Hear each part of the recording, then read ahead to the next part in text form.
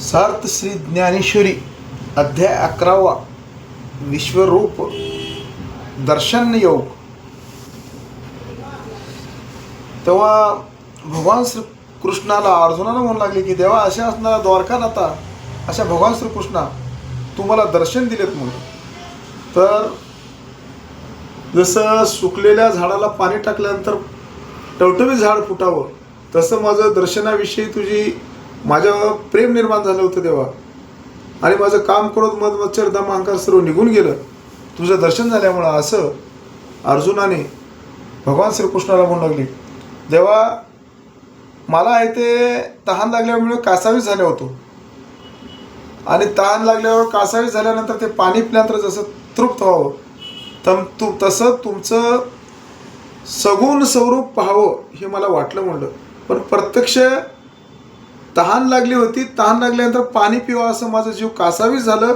पण तुमचं हे सगुण स्वरूप पाहून मला प्रत्यक्ष अमृताचं समुद्र येऊन भेटलं म्हणलं. तर आता मी जिवंत आहे असं मला भरोसा झाला म्हणलं. अमृताचं समुद्र आल्यानंतर मरायची वेळ आहे का? नाही, पाण्याचीच गरज होती तर अमृत मिळालं. तसं असणारं तुम्ही मला दर्शन दिल्या देवा असं या ठिकाणी अर्जुनानं भगवान श्रीकृष्णाला म्हणू लागलं.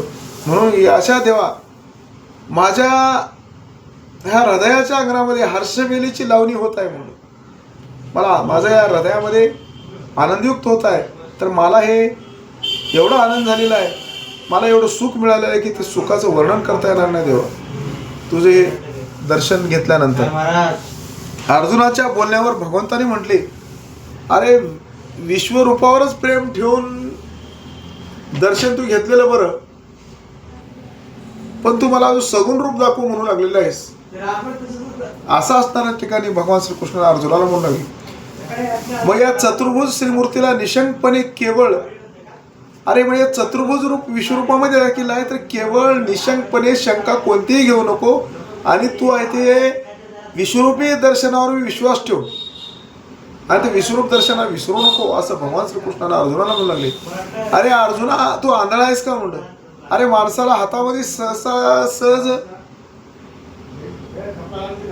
आले सहजासहजी आलेला मेरू पर्वत लहान वाटतो म्हणून ही मनाची समजूत चुकीची आहे म्हणलं. अरे मेरू पर्वत लहान आहे का? पण एखाद्या वेळेस तर धरल्यानंतर हातामध्ये सापडलेला आहे पण ते मेरू पर्वत लहान आहे असं म्हणणं चुकीचं आहे म्हणतात. तसं असणारच माझं जे विश्वरूप तुला दाखविलेलं आहे तर ते विश्वरूप असे असणाऱ्या ठिकाणी एकदम योग्य आहे. त्यामुळे ते विश्वरूप असणारा सुद्धावर प्रेम ठेवू आणि श्रद्धा ठेवू असे या ठिकाणी भगवान श्रीकृष्णाने अर्जुनाला म्हणू लागले. अरे जे विश्वरूप तुला मी आज दाखविलो तर ते भगवान श्री शंकरानं तपश्चर्या केल्यानं सुद्धा त्या भगवान श्री शंकराला विश्वरूप दाखविलेलं नाही म्हणून. पण तुला आहे ते विश्वरूप दाखविलेलं आहे, तुझ्यावर माझं एवढं प्रेम आहे असं अर्जुनाला भगवान श्रीकृष्णाला म्हणू लागले. अरे अर्जुना अष्टांग योगादी साधनांचे कष्ट करणाऱ्या जे योगी आहेत त्या योग्यांना सुद्धा हे विश्वरूपाचं दर्शन घडत नाही म्हणलं. पण ते विश्वरूप आज मी तुला दाखवलं म्हणलं. अरे ते विश्वरूप आम्हाला कधी एकदा कसे दिसेल, एक वेळेस तर विश्वरूप पाहावं म्हणून देवाचे आयुष्य संपून गेलं म्हणून 33 कोटी देवाचं त्या 33 कोटी देवालाही विश्वरूप दाखवलेलं नाही तर अर्जुना मी तुला दाखवलेलं आहे. म्हणून अशा हृदयरूपी कपाळावर आशेची वंजळ ठेवून जसा चातक पक्षी आकाशी डोळे लावून बसतो, जसं चातक पक्षी आकाशाकडे डोळे लावतो आणि लावून आणि बसतो की पाणी पडल्यानंतर तृप्त व्हावं म्हणून, तसं चातक पक्षासारखा अनेक योगी ऋषी महान तपस्वी हट्टयोगी अष्टांग योगादी योगासन करणारे माझं दर्शनासाठी विश्वरूप दर्शन पाहण्यासाठी चातकासारखं तळमळ करत आहेत. पण त्याला मी विश्वरूप दाखविलेलं नाही अर्जुना, पण मी तुला हे विश्वरूप दाखविलेलं आहे. म्हणून अशा आतुरतेने उत्सुक होऊन ज्या देवाधिक देव ज्याची भेट घेऊ इच्छितात म्हणलं, देवादी देव सुद्धा इंद्रदेव सुद्धा त्यांना सुद्धा मी विश्वरूप दाखविलेलं नाही म्हणलं, पण हे तुला विश्वरूप दाखविलं म्हणलं. म्हणून हे विश्वरूपासारखं माझं कोणी स्वप्नातही माझं विश्वरूप स्वप्नात सुद्धा कोणी देवानी पाहिलेलं नाही म्हणलं, पण ते प्रत्यक्ष मी तुला विश्वरूप दाखविलेलं आहे. म्हणजे तुझ्या माझं प्रेम तुझ्यावर आहे असं अर्जुनाला भगवान श्रीकृष्णानं म्हणू लागले. अरे पराक्रमी अर्जुना, येथे कोणत्याही उपाय वाटा कामी येत नाही. ज्या 4 वेदांना 6 शास्त्रांना सुद्धा माघार घेतली पण भगवान श्रीकृष्णाचं वर्णन करता आलेलं नाही म्हणलं. त्या पराक्रमी भगवान श्रीकृष्णाचं विश्वरूप दर्शन झालेलं नाही म्हणजे हे पाठांतर करणाऱ्याला सुद्धा, पण तुला मी विश्वरूप दाखवलेलं आहे. हे म्हणून हे धनुर्धरा अर्जुना, माझ्या विश्वरूपाचे जेव्हा तू पाहिलास, माझ्या विश्वरूपाच्या वाटेने चालायला तपाचरणाचा समारंभही उपयोगी नाही म्हणलं. खरोखर तू जसा मला सुखाने पाहिलास तसा मी दानादी कर्माने दिसण्यास कठीण आहे, यज्ञानाही सापडणार नाही म्हणलं. ज्यानं दान केलेलं आहे त्याला सुद्धा मी देवाचं स्वरूप पाहून म्हणून कोणी दानधर्म करू लागले, चांगलं कर्म करू लागले पण त्यांना सुद्धा मी दिसलेलं नाही, आणि यज्ञ करू लागले पण त्यांना सुद्धा दिसलेलं नाही. पण मी तुला हे विश्वरूप दाखवलेलं आहे असे श्रीकृष्णाने अर्जुनाने म्हणून म्हणायला सुरुवात केली. म्हणून मी एकटाच प्रकाराने सापडेन हे लक्षात ठेव. जर भक्तीने मला वरले तरच सापडेन. म्हणून मी भक्ती ज्याची आहे खरोखर भक्ती, त्याच भक्ताला मी सापडतो आणि मी विश्वरूप दाखवतो म्हणून जर भक्तीने मला शरण आले, भक्तीने माझी पूजा केला तरच त्याला मी विश्वरूप दाखवतो म्हणून, नाहीतर विश्वरूप दाखवणार नाही. म्हणून तुझी भक्ती श्रेष्ठ आहे म्हणून मी तुला दाखविलेलं आहे असे या ठिकाणी श्रीकृष्णाने अर्जुनाला म्हणू लागली. ती भक्ती अशा प्रकारची पाहिजे की माझ्या विश्वरूप मी कुणाला दाखवतो. माझी भक्ती कसं करावं अर्जुना हे तुला सांगतो म्हणून. जसं पावसाची सुटलेली सर, आकाशातून पावसाचं पाणी जेव्हा पडलेलं आहे परतवीलाच येऊन भेटतंय, पण परतवीशिवाय दुसरीकडे कुठं पडते का? पडणार नाही. तसं ज्या भक्तानं जे कर्म करल, जे काम करल सर्व मला श्रीकृष्णालाच अर्पण करते, आणि चांगलं करो किंवा वाईट करो माझ्या भगवान श्रीकृष्णाची कृपेने मी सुखी आहे म्हणून समाधान मानतंय. अशाच भक्तांना मी असणार जे विश्वरूप दाखवतो आणि प्रसन्न होतो म्हणलेलं आहे. जसं ज्या गंगा नदीनं आपल्या ज्या गावातील अनेक नाल्याचं पाणी येऊन गंगेला मिळते, आणि त्या गंगेनं जे समुद्र आपल्या गंगेचं जलसंपदा समुद्राचा शोध घेत आणि त्या शेवटी समुद्रालाच जाऊन असणार जे गंगेचं पाणी मिळते म्हणलं, मिसळते म्हणलं, दुसरीकडे भेटते का? भेटणार नाही म्हणलं. तसंच असणारं जे माझा भक्त जे संसारामध्ये काम करल भगवान श्रीकृष्णालाच अर्पण, त्याला श्रीकृष्णाशिवाय कोणते दिसणार नाही, अशाच भक्ताला मी प्रसन्न होतो म्हणलेला आहे.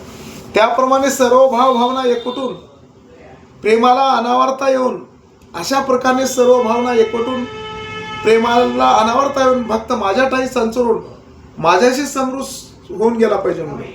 असं असणार जे माझ्याशी समरूस होऊन गेलं पाहिजे तरच मी दर्शन देतो म्हणलेलं.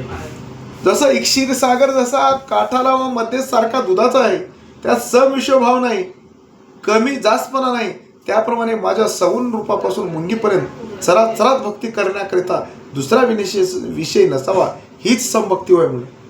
अरे दह्यादुधाचा समुद्र आहे, दह्यादुधाच्या समुद्राच्या एका कडाला बी दही दूधच आहे, ह्या कडाला बी दही दूधच आहे, दुसऱ्या कडाला दही दूधच आहे. मध्ये जर पाहिलं तर दही दुधाचा समुद्र आहे, त्याच्यात सम आणि विषम काही भाव आहे का, काही कमी जास्त पण आहे का? नाही म्हणलं, सर्वीकडे एकच आहे. तसं माझ्या सगुण रूपापासून व मुंगीपर्यंत चराचरात भक्ती करण्याकरता, मुंगीपासून आता मानवापर्यंत जे पृथ्वी तलावर प्राणी व मानव आहेत जे जन्माला आले आहेत, आणि त्या भक्ती करण्याकरता ज्या मानवाला दुसरा विषयच नाही, आणि माझीच जे भक्ती करतो म्हणलं, मुंगीला सुद्धा देव मानतो, निर्जीवाला सुद्धा देव मानतो, तर 80 स्थळ नाही कोठे, तुकोबाला विठ्ठल भेटे, देव नाही ते ठिकाण कोणतं आहे का? नाही म्हणलं. असं मानून जो माझी भक्ती करतो तर मी त्यालाच असणारे विश्वरूप दाखवतो म्हणलं, मी त्यालाच प्रसन्न होतो असं श्रीकृष्णाने अर्जुनाला म्हणू लागले. त्याच क्षणी अशा प्रकारचा मी जाणता येईल आणि तसे जाणल्यावर सहजपणे दिसेल. जसं अग्नी प्रज्वलित झालेली आहे, मध्ये लाकडं टाकल्यानंतर पूर्ण लाकडच अग्नी होऊन जातात म्हणलं. सूर्य जोपर्यंत उगवलेला नसतो तोपर्यंत आकाश अंधाराने व्यापलेले असते. सूर्य झाल्याबरोबर अंधार नाहीसा होऊन जसं प्रकाश होतो म्हटलं, त्याप्रमाणे माझ्या साक्षात्काराने काम, क्रोध, मद, मच्छर, दम, अहंकार हे काढून टाकून मला असणारं ज्या ठिकाणी अहंकार नाहीसं सोडून अहंकाराची एरझार संपत्ती व अहंकार लोपे द्वैतभाव जातो, तेव्हाच मी तो भक्त आणि हे सर्व विश्व स्वभावता मीच आहे या प्रकारे तो माझ्यामध्ये समाविष्ट होतो म्हणलं. म्हणून ज्यानं अहंकार काढलेला आहे, गर्व काढलेला आहे, आणि त्याच गर्व नाहीशाच भक्ताला मी ह्या विश्वामधलं सर्व मानतो आणि त्याला प्रसन्न होतो आणि माझ्यामध्ये तो भक्त समाविष्ट झाला पाहिजे असं या ठिकाणी श्रीकृष्णानं अर्जुनाला म्हणू लागले.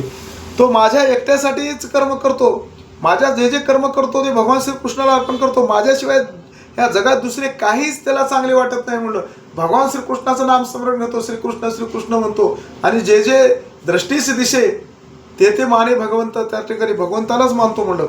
तर ज्याचे इहलोक परलोक मीच झालेला आहे, मग त्याचं सोयरा कृष्ण माझी माता, कृष्ण माझा पिता, बहीण बंधू चुलता कृष्ण माझा, तर त्या भक्ताचं सोयरा, धायरा, दोस्त, मित्र, कुटुंब जे मीच झालेलं आहे आणि ते सर्व मलाच समजतो, श्रीकृष्णच आहे समजतो. ज्याच्या लौकिक वैदिक कर्माला मीच प्राप्तव्य झालेला आहे म्हणलं. जे जे कर्म करतो तो भगवान श्रीकृष्णाला मलाच अर्पण करतो. ज्याने जगण्याला मी या श्रीकृष्णाशिवाय जगू शकणार नाही हे मला नाव ठेवलेलं आहे. जे करल भगवान श्रीकृष्ण करल, ह्या जगण्याची ज्याच्या फळ आहे त्यालाच मी असणार प्रसन्न होतो म्हणला. तो प्राणी मात्र ही भाषा विसरला, हे पशु आहे, हे देव आहे, हे गंधर्व अशी द्वैत भाषा विसरला. ज्याने आपल्या दृष्टीने केवळ मीच आहे, मीच ज्याच्या ज्ञानाचा विषय झालो नाही म्हणजे. हे पशु आहे ह्याला मान द्यायचं, हे देव आहे ह्याला मान द्यायचं, गंधर्व आहे असं द्वैत भाषा नाही म्हणलं. त्याच्या दृष्टीमध्ये पशुमध्ये, गंधर्वामध्ये, सर्वामध्ये मी श्रीकृष्णच दिसतो, त्याला ज्ञानाचा विषय झालेला असतो. म्हणून अशा भक्ताला मी प्रसन्न होतो म्हणलं. म्हणून अर्जुना जो भक्त असतो त्याचे त्रिगुणात्मक शरीर जेव्हा पडते, शरीराला मरण प्राप्त होते, तेव्हा तो देहपातानंतर मत्स्यरूप होतो. जेव्हा तो मृत्युमुखी पडतो जो भक्त असतो आणि मृत्युमुखी पडल्यानंतर देहपातानंतर माझ्या स्वरूपामध्ये येऊन मिळून जातो. याप्रमाणे जगत उदारात असल्याने ज्याचे विशाल शरीर विशाल झाले आहे असा, यामुळे तो अर्जुन आनंद रूपाने अर्जुन आनंद रूपाने धनाने श्रीमंत होता आणि तो चरण सेवा करण्यात जगात एकटाच चतुर होता म्हणलं. भगवान श्रीकृष्णाची सेवा अर्जुन करण्यामध्ये अर्जुन आणि देवाच्या मूर्ती मनात न्याहाळून विश्वरूपापेक्षा कृष्णाच्या सगुण रूपात महत्व आहे त्याला कळले.